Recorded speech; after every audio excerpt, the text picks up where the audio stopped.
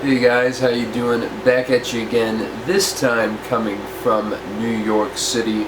I said I was going to deliver on my promise of a review of this film, so here I am to bring that to you today. And of course we are talking about Eddington, the fourth feature film from writer-director Ari Aster, starring Joaquin, Pedro, Pascal, Luke Grimes, Deirdre O'Connell, Michael Ward, Austin Butler, and Emma Stone, and this follows two opposing political candidates for mayor of the town. One who already is mayor, played by Pedro Pascal, and the other a sheriff, played by Joaquin, who is against the mask mandate in 2020 because this takes place in May of 2020 and onwards. And basically their ensuing conflict and the fallout of all the political hysteria that went on in that time, everything that you can think of under the sun when it comes to 2020 is in this movie. And in a lot of ways, I think that can be a good thing, and also is to this movie's detriment. Now, before I get into what I really felt about this film, let me just give you a bit of a background on my history with Ari Aster. Of course, Hereditary was one of the most bold and fresh debuts I've seen in such a long time, especially in the horror genre. One of my favorite movies of 2018. Same could be said for Midsommar, which of course I reviewed on the channel and would have made my top 10 of 2019 when I went back and checked it out again. And then you get to Beau is Afraid, which I did review on the channel as well. And that one I thought was so pretentious, indulgent, everything you could think of. The filmmaking is great, there's a lot to appreciate, but I wasn't a fan of the movie overall. Now, Eddington, I would say, as I did in my out-of-theater reaction, I really liked the first hour of this, and a lot of the things that they poked fun of when it came to the rallying behind political movements without really much understanding and substance of it. We saw a lot of that with the Black Lives Matter movement, which is not to detract from anybody who did go out and did support the protest and everything in between. And I like how they made sense of the lunacy of it all, and also the whole situation with the mask mandate. Now, I do think that this movie made some really interesting points. For instance, why Joaquin Phoenix's character of Joe doesn't want to wear his mask in the movie, and I really thought it was kind of thought-provoking, as much as, you know, I hated seeing people out during that time without a mask on, right? But I think had Aster leaned into some of those ideas a lot more, I think it could have been a bit more of a consistent movie. And I think a lot of the satire here is absolutely hysterical in the first hour. One of the funniest movies of the year, I would even go as far to say. And of course I have to compliment the performances as well, specifically Joaquin, who really is the star of the show, gets a lot to do. Pedro Pascal continues to show why he is so in demand and why he is such a great talent, and I think he gets to show other sides of what he can do in this performance. And Deirdre O'Connell, I thought, was really great too whenever she was on screen. Very volatile presence, though you understand why she is that way, or at least get a glimpse into that, and I'll get into a lot more of that in a bit without spoiling anything. And yeah, there's a lot of, you know, solid performers all across the board. Those were definitely the standouts, but yeah, I think there's a moment in this movie, and you'll know what moment it is when it happens, where it just kind of jarred me and lost me. And it's not because I don't think that the pieces are there, right? There is a certain structure that you see this movie kind of come together at a point, and you know, where the pieces are being placed. But I don't feel like much of it is earned. And I've been thinking about this for a while, because yet again, I've listened to people talk about this movie. I understand what is happening in the story. I appreciate a lot of the points, you know, how a lot of these events are going on in 2020, as crazy as they were, and you know, sometimes as important as they were almost used in the favor of a lot of people's own self-interest.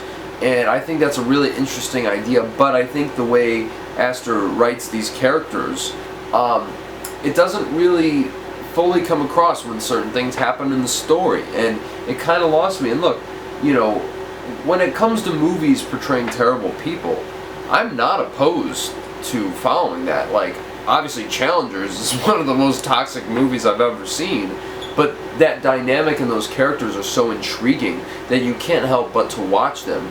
Here I just feel after a certain point, I really just don't care about what's going on in the story, and I just think the film, all the ideas are there, but I just think it's so unfocused in its execution that it really doesn't leave a whole lot to be desired from my perspective, in a movie that I'm not sure is going to, you know, stand the test of time, but who knows, maybe I'd be wrong in that, and people will watch it years later and think that it will. But even before Eddington was kind of lost onto me, it did slow down a bit. There's this whole subplot with Emma Stone and Austin Butler, you know, she playing Joe's wife, Joaquin Phoenix's character, and she's very good, but gets very underserved here, doesn't really get a whole lot to do, but I do appreciate that whole dynamic and what it meant to the story. But with that being said, I don't really think it is utilized as effectively as it could have been, especially when it comes to Joe's own sanity in the story and what that means for his character. And look, of course I have to shout out Darius Khondji's cinematography. That's one thing looking back on the movie that I really did appreciate. But a lot of this, after a certain point, even though that there's a lot of, you know, great ideas, it feels quite empty to me. Like that's just how I felt. It's not that it is hollow, but it just comes off that way. And I really was not a fan of, you know, the fact that, you know, yet again he just kind of like goes on and it feels a bit too long and perhaps a little self-indulgent. I wouldn't say as much so as Beau's Afraid. And I probably liked this slightly more than Beau's Afraid, even though I think the filmmaking in the other movie is stronger. I just don't find this to be that compelling of a piece by the end of it. And I really have no reason to desire to watch this again. I really don't. Maybe like years down the road. But it's just one of those things where I appreciate a lot of what Ari Aster has to say when it comes to all of his movies. But I think after this one, I'm not really excited for what he does next. I'm sorry. He's kind of lost me at this point. And I really loved his first two movies. I think two of the strongest debut and sophomore features in the modern memory. But I don't know. Eddington is a real mixed bag. And I really wish that it focused and honed in more on certain elements I think really could have enhanced the characters and the plot and have them come across in a much more digestible and also understandable way. And yet again, I'm not saying that this movie, you can't understand it, but I feel like that there's a few steps in between that are kind of missing for me to fully buy into the reality and the characters that it is setting up. So I'm going to give Eddington a 5.5 out of 10. I hate to say it, I had a feeling ever since it came out of Cannes that I wasn't going to be too hot on this movie, but I went in with an open mind, and I was still disappointed. So what can I really say